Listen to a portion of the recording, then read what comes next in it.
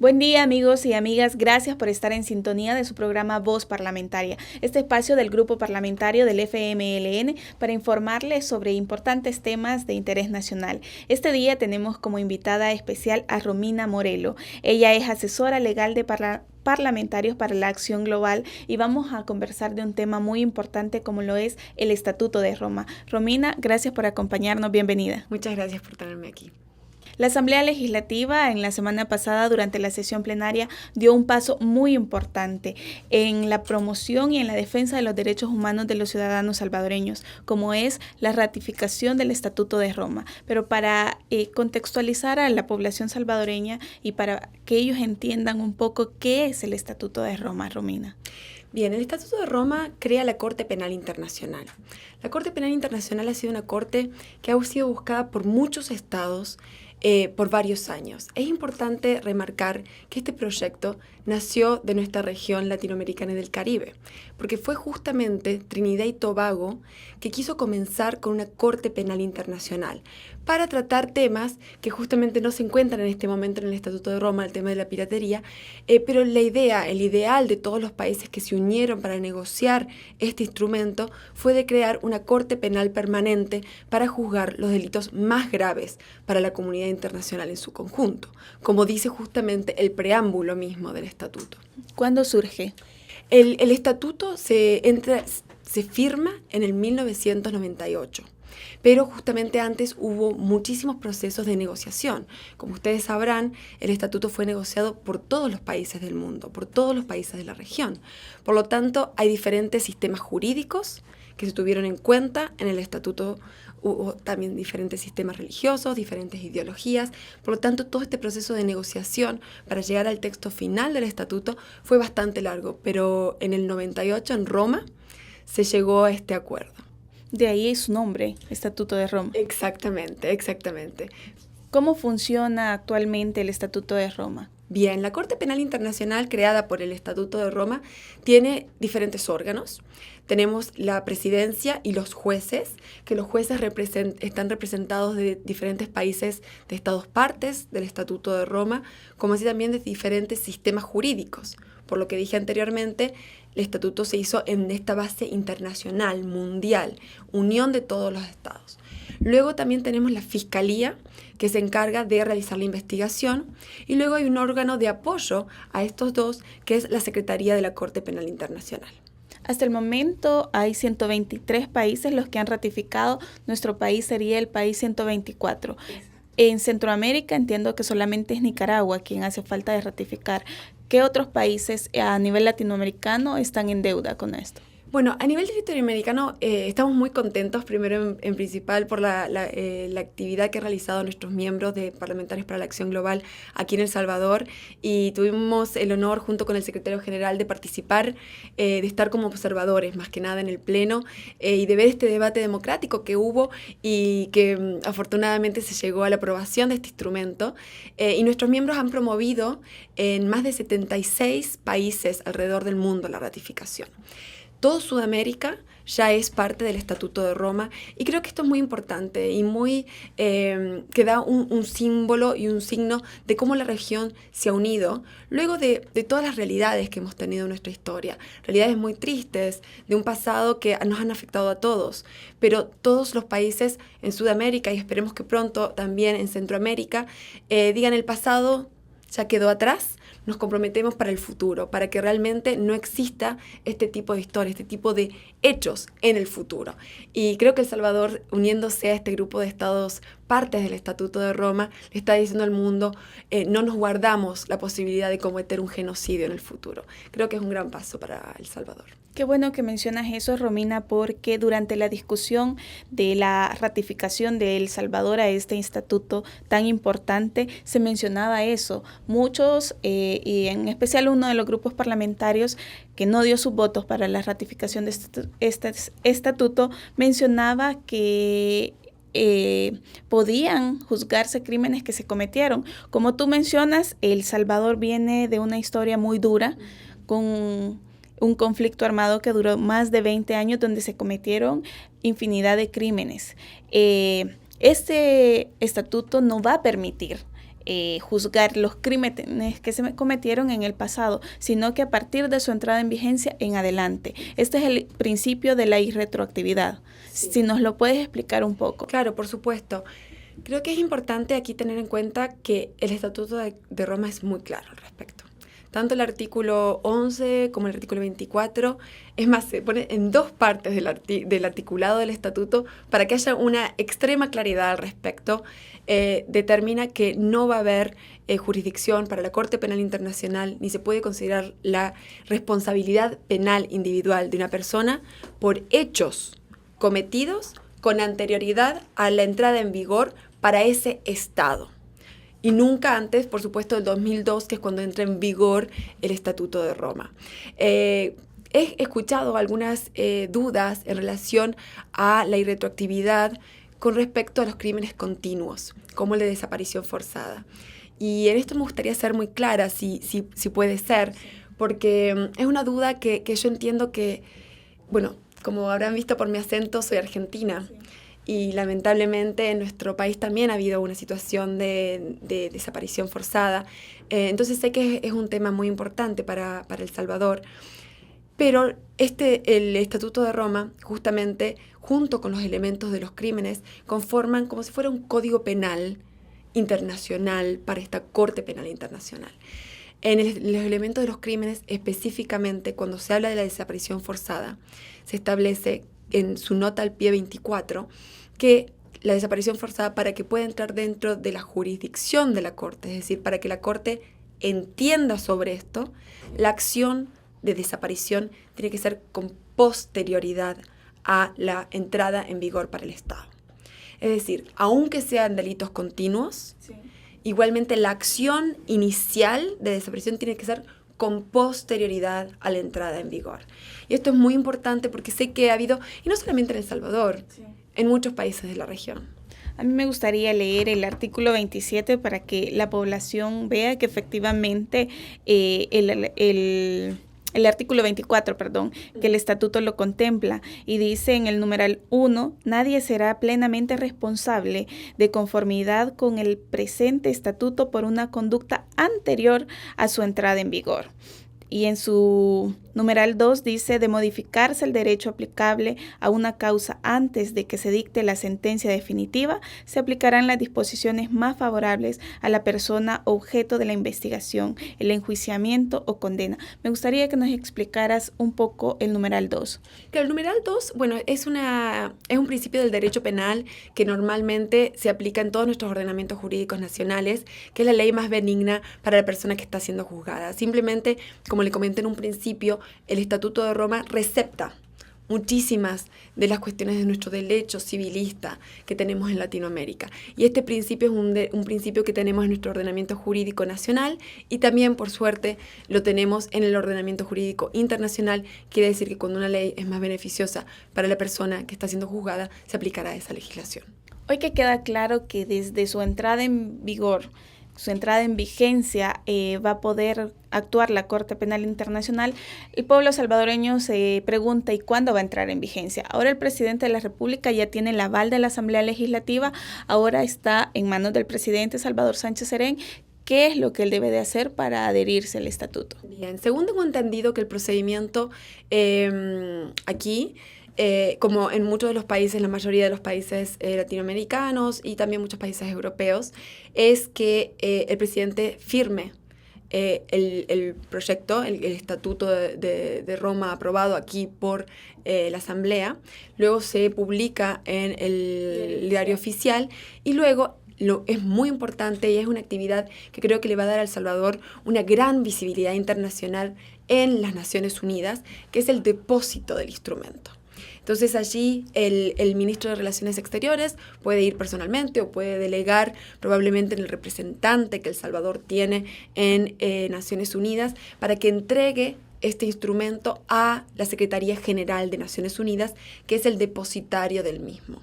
Y creo que realmente esto va a ser un paso muy importante para El Salvador. Después de eso hay un lapso que tiene que esperar El Salvador para que tenga el aval ya en la Corte Penal Internacional. ¿De cuánto tiempo estamos hablando? Justamente aquí tengo el Estatuto de Roma, en el cual se establece específicamente el procedimiento, el artículo 126, que dice que es el primer día del mes siguiente al 60º día a partir de la fecha en que se depositó. Es un poco complejo, pero hay que esperar unos 60 días y luego de eso el primer día del mes siguiente. Pero esperamos que, por supuesto, sería en 2016, si el presidente lo puede depositar en este mes. Igualmente, también en el caso de que fuese en enero, estaríamos hablando de marzo. El Salvador tiene derecho a tener un representante en la Corte, bueno, de los que eligen a los jueces de la Corte Penal Internacional. Este representante es nombrado por el presidente, es el ministro de Relaciones Exteriores o se delega a alguien más. Sí, esto en realidad, la Asamblea de Estados Partes del Estatuto de Roma es como toda conferencia internacional sobre un tratado, en el cual normalmente los que participan son las personas de la embajada del país en donde se está organizando. La Corte Penal Internacional está en Holanda, pero a veces sesiona la Asamblea de Estados Partes en Nueva York. Pero también los países envían desde su Cancillería personas que están dedicadas específicamente al tema. Eso depende del país, depende de la Cancillería, cómo desean enviar a sus representantes. Es interesante, como organización parlamentaria, que en esas delegaciones se incluyan a parlamentarios. Porque precisamente se pueden incluir a los parlamentarios que participen, que vean cómo El Salvador va a tener una voz y voto en esta Asamblea de Estados Partes. Y creo que es algo muy interesante que no sé si se ha discutido mucho aquí en el país. Pero El Salvador, a ser parte, puede proponer juez o jueza salvadoreña. Como lamento volver nuevamente a mi nacionalidad, pero nosotros estamos muy orgullosos como argentinos de tener a la presidenta de la Corte Penal Internacional. Y un país muy cercano a El Salvador, que es República Dominicana, tiene una jueza excelente en la Corte Penal Internacional.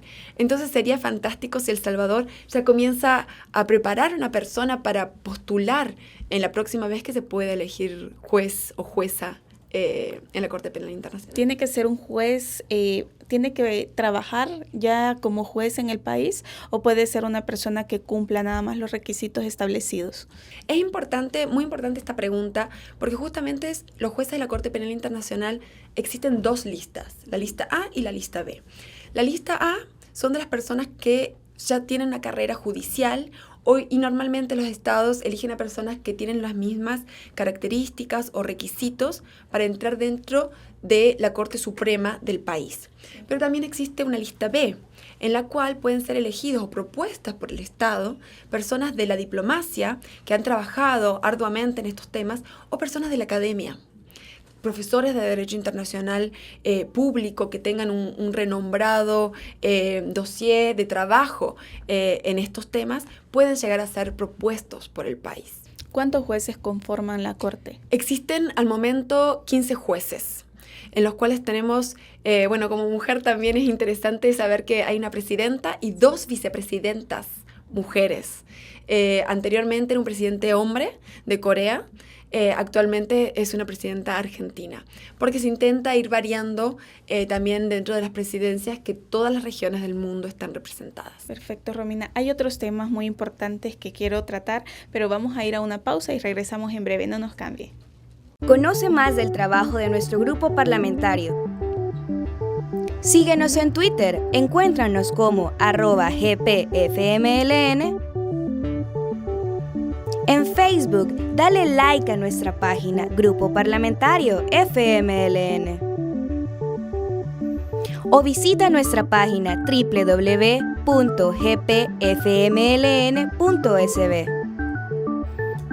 Grupo Parlamentario FMLN, legislamos a tu favor.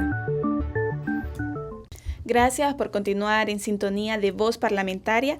Estamos conversando con Romina Morelo. Ella es asesora legal de Parlamentarios para la Acción Global y estamos conociendo un poco más sobre el Estatuto de Roma, el que fue ratificado por la Asamblea Legislativa en la pasada sesión plenaria.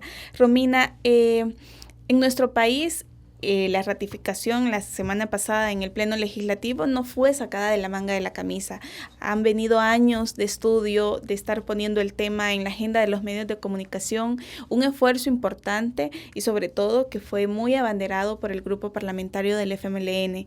Hemos visto diferentes foros, hemos tenido tu visita donde se han aclarado a la población, a personas que están en el área, a miembros de la sociedad civil, sobre las diferentes dudas. Tú, como parte del Parlamentarios por la Acción Global, ¿cómo has visto este desarrollo que ha llevado a cabo El Salvador para llegar a este punto en el que estamos ahora, que es la ratificación del estatuto? Sí, creo que ha sido un proceso muy interesante y muy interesante para nosotros acompañar también a nuestros miembros, que no son solo del FMLN, sino también de otros partidos políticos que han apoyado muchísimo el proyecto de la ratificación del Estatuto de Roma. PGA trabaja en El Salvador desde 2002, es decir, desde que entró en vigor este instrumento, con parlamentarios de todos los partidos políticos. Y creo que es importante tener en cuenta que ya desde 2009 lleváramos una delegación de parlamentarios de los 4 partidos políticos más importantes de El Salvador a la Corte Penal Internacional. En aquel momento ya se habían presentado las dudas que existen todavía en algunos parlamentarios al momento. Ya se habían hablado con el presidente de aquel momento, con el fiscal de aquel momento, con el secretario de aquel momento. Luego también una delegación parlamentaria de varios países de la región, miembros de PGA, y es importante decir que de diferentes banderas políticas, sí. Porque, por ejemplo, tenemos muchísimos parlamentarios de partidos conservadores, muchísimos parlamentarios de partidos de izquierda que apoyan la ratificación del Estatuto de Roma y que han apoyado esa ratificación en sus respectivos lugares. Por eso es que organizamos esta reunión en 2010 para que se visitaran a los parlamentarios de aquí, como así también a la Corte Suprema, al Procurador General, más que nada para sacar estas dudas o estos mitos que existen sobre qué la Corte puede llegar a hacer en un Estado. Creo que el trabajo más intenso que se ha realizado fue cuando se ha recibido en el Parlamento el proyecto de ratificación, sí. Que eso fue el año pasado, y allí tuvimos el placer de venir. Para mí fue mi primera vez aquí en El Salvador. Vinimos con el vicepresidente de la Asamblea de Estados Partes, Cristian Benaveser, embajador de Liechtenstein. Vinimos también con la jueza Silvia Fernández de Gurmendi, que ahora es la presidenta, y con el senador Valentín de República Dominicana, para eliminar las dudas, para aclarar, para debatir, para expresar qué es exactamente lo que la Corte Penal Internacional representa. Y también vinimos con Osvaldo Zavala de la Secretaría y, por supuesto, yo a acompañar este proyecto y hablar sobre cómo los diferentes países han realizado esta actividad. Como usted sabrá, este año fue muy intenso también la actividad realizada, mucha discusión hubo, y lo importante, creo, del proceso aquí es que se han incluido a todos los partidos políticos. Cuando fuimos a Costa Rica, que nos invitaron el presidente de la Cámara allí, a una sesión especial solo para Costa Rica y El Salvador, fueron representantes de 4 partidos, Arena, Gana, PCN y FMLN, y allí pudieron dialogar directamente con la presidenta, preguntarle todas las dudas que tengan, todas las cuestiones que pudieran llegar a existir. Posteriormente a esto, los mismos grupos parlamentarios y casi todos estos parlamentarios más algunas personas más fueron a visitarme a donde estoy trabajando, en realidad en La Haya, en Holanda, que es la sede de la Corte Penal Internacional, y ahí tuvimos varias reuniones. Nos reunimos con la Corte misma, o sea, con todos estos órganos que le hablé anteriormente, pero también nos reunimos con la comunidad internacional, con los diplomáticos que se encuentran trabajando en La Haya de países de la región. Y ahí teníamos a países como Uruguay, países como Costa Rica, México, países como Bolivia. Y creo que es importante remarcar que allí el cuerpo diplomático, además de estar contentos por haber recibido esta delegación, remarcaron la importancia del estatuto, y ellos, como países con un pasado también difícil, dijeron que el estatuto en ningún momento miró para atrás. La Corte en ningún momento miró para atrás, sino siempre para adelante. Y llamaron a los miembros de El Salvador a hacer todo lo posible por unirse, porque la idea es que toda Latinoamérica esté junta y sea fuerte en el ámbito internacional para la elección de jueces, para tomar las medidas que se necesitan tomar en relación a las reglas de procedimiento y prueba, a las cuestiones de cooperación, cuestiones de complementariedad, todas estas cuestiones que se toman, como usted dijo, en la Asamblea de Estados Partes. Obviamente, Romina, en nuestro país hubo una gran discusión y un estudio para evaluar que el Estatuto de Roma no compitiera, por llamarlo de alguna forma, con la Constitución de la República. Aclarado este término, me gustaría que informaras a la población y también a los radioescuchas ejemplos donde la Corte Penal Internacional ya está trabajando y ya está mostrándole a la comunidad internacional el Estatuto de Roma funciona, estamos velando por los derechos de las personas. Sí, por supuesto. Para esto creo que es interesante hacer una aclaración previa, que es cómo la Corte puede trabajar, cómo tiene jurisdicción sobre un hecho. Y muchas veces yo creo que la Corte sirve más como una ayuda para los estados. Muchos de los casos y situaciones que actualmente están siendo consideradas por la Corte ha sido el mismo Estado el que le ha pedido a la Corte Penal Internacional que investigue. Ejemplos de esto están en República Centroafricana, que lamentablemente siguen con una situación de violencia extrema y de comisión de crímenes muy preocupantes para la comunidad internacional. República Democrática del Congo también ha solicitado a la Corte Penal Internacional la ayuda para investigar, para enjuiciar a aquellos responsables por estos delitos de genocidio. Bueno, no ha habido genocidio allí, pero más que nada delitos de lesa humanidad y de crímenes de guerra. La otra cuestión que también, cómo puede la Corte tener jurisdicción, es a través de una remisión del Consejo de Seguridad. Y esto es interesante que tengamos en cuenta, que el Consejo de Seguridad, aunque el Estado no sea parte, puede remitir la situación. Y por eso creo que es interesante de que El Salvador ahora se va a unir a este grupo de estados. Por supuesto que espero que nunca haya una situación de este tipo de crímenes en El Salvador, pero aún si El Salvador no fuera parte, que sabemos que ahora no va a pasar porque se va a depositar, el Consejo de Seguridad podría remitir una situación. Y ahí El Salvador no tiene la participación con voz y voto en la Asamblea de Estados Partes. Entonces creo que es fundamental que El Salvador sea parte, como lo será, de este instrumento. Y luego también hay una facultad de la fiscal, en este momento es una mujer, para iniciar una investigación. Solo se ha iniciado en el caso de Kenia. Uno de los casos se ha considerado como que no hay suficientemente pruebas, por lo tanto no se ha seguido, y otro de los casos sigue siendo analizado. ¿Puede una organización de la sociedad civil pedirle a la Corte Penal Internacional, por favor, actúen? Esto es muy interesante porque en nuestra región latinoamericana tenemos la idea de la Corte Interamericana de Derechos Humanos, en los que las organizaciones de derechos humanos son muy fuertes para pedir realmente que se tengan en cuenta ciertas situaciones. Con respecto a la Corte Penal Internacional, no es una Corte de Derechos Humanos, es una Corte penal. Sí. De responsabilidad no del Estado, sino responsabilidad personal. Por lo tanto, la diferencia de la participación que puede tener los individuos o la sociedad civil es distinta.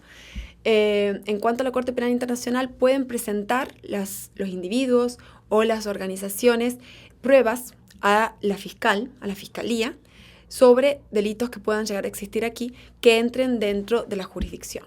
Para ello, la Fiscalía tiene un proceso de examen preliminar, que se llama, el cual es bastante complicado, tiene 4 fases. La primera fase es la de recepción de esta información, y en la cual se abre el Estatuto de Roma y se dice, esta información que tenemos entra dentro de el hecho fáctico del delito.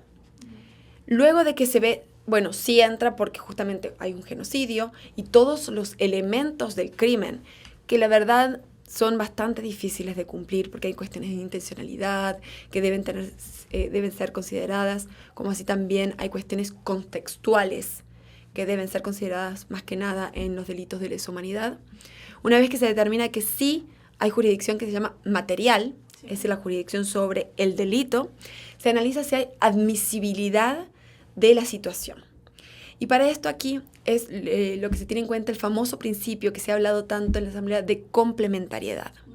Es decir, como la Corte no es una Corte extranjera, no es una Corte que está fuera del sistema jurídico nacional, sino que es una Corte complementaria y subsidiaria, que le da primacía a la Corte Nacional.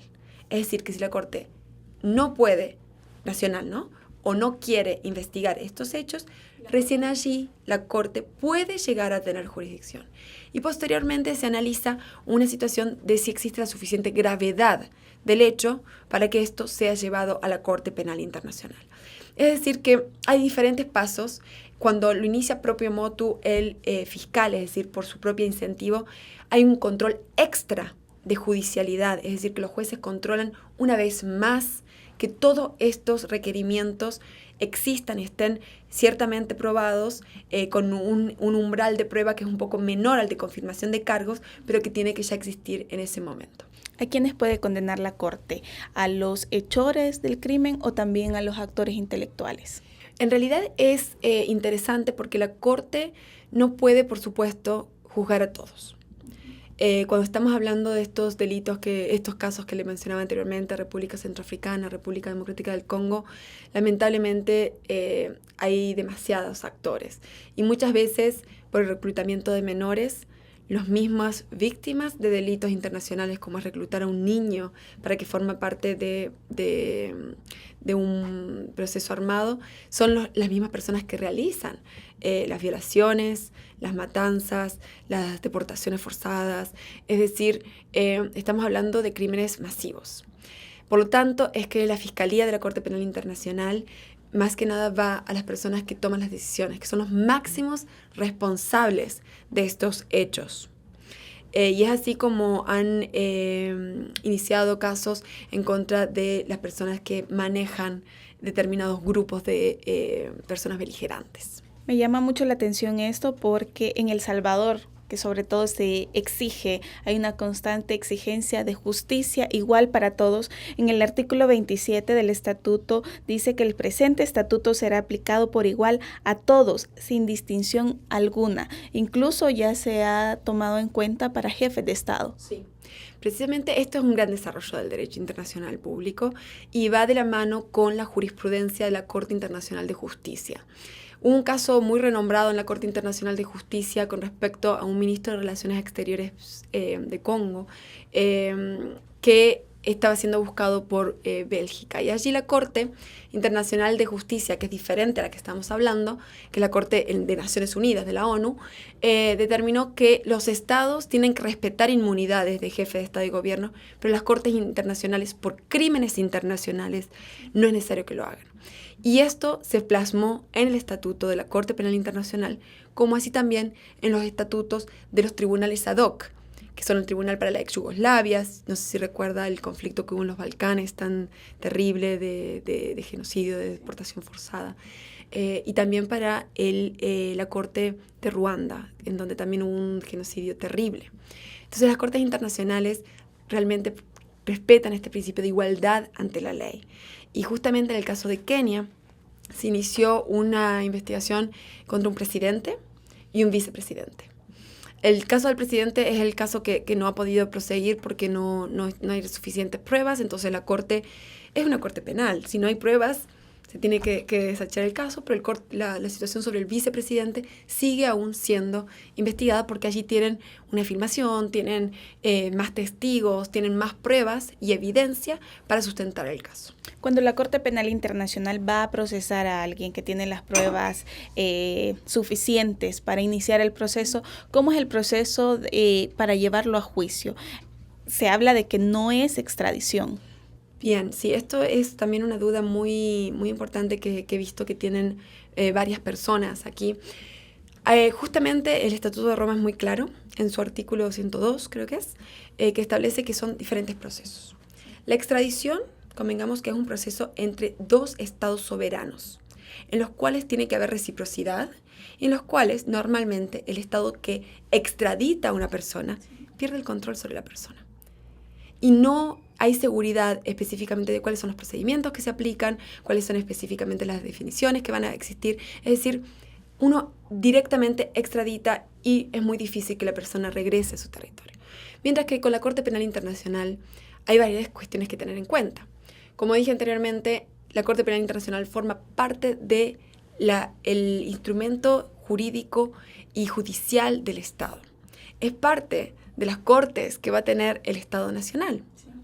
Por lo tanto, no sería extraditar a una persona a una jurisdicción extranjera, diferente, externa, sino sería entregarlo a la Corte Penal Internacional para que se realice el juzgamiento. Y en el caso de que El Salvador quiera recuperar, si fuese que ocurriese una situación así y El Salvador no pudiese o no quisiese hacerlo, lo puede entregar a la Corte para que lo juzgue. Y una vez que se termine, si El Salvador quiere recibir a esa persona, lo puede hacer. Para que pague su condena en una cárcel de El Salvador. Exacto. Y eso está asegurado que así sería. También otra cuestión interesante es que con respecto a la Corte Penal Internacional no hay dudas sobre cuál es el procedimiento aplicable, cuál es la definición de los crímenes, cuáles son los principios de derecho que se aplicarán de juicio justo, de defensa.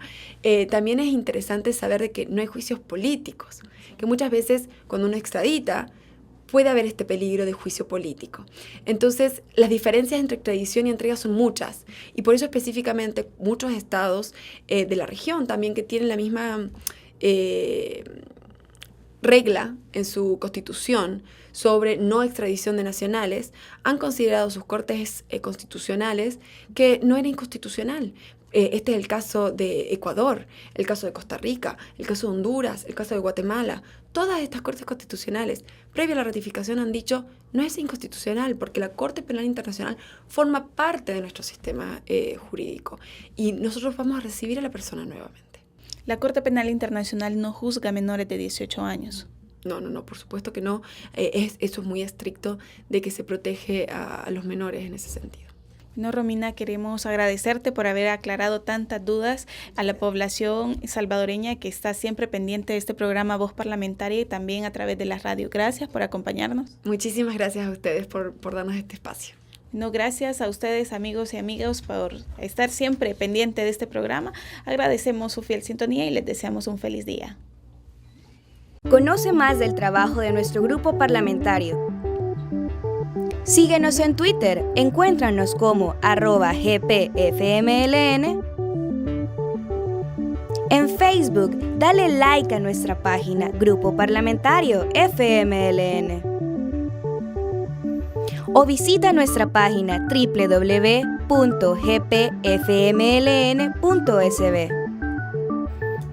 Grupo Parlamentario FMLN, legislamos a tu favor.